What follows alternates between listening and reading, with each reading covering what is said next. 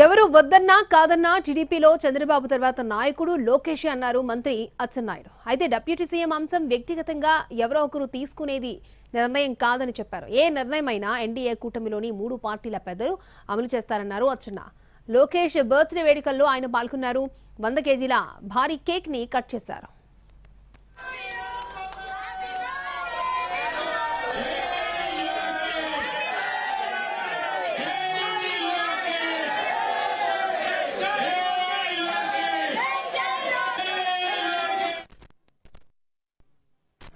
ఎవరు కాదన్నా తెలుగుదేశం పార్టీకి చంద్రబాబు నాయుడు గారు తరువాత నాయకులు లోకేష్ బాబు గారు చిన్న పిల్లల్ని పడుకొని లేపడిగినా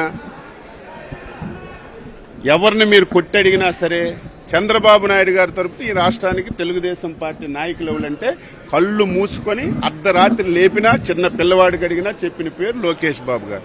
ఇక దాని గురించి మనం వివాదం చేయవలసిన అవసరం కూడా లేదు. ఇది ప్రతి ఒక్కరు గమనించాలి. ఇప్పుడు పదవులైనా నిర్ణయాలైనా ఏ విషయమైనా కూటమిలో ఉన్నాం.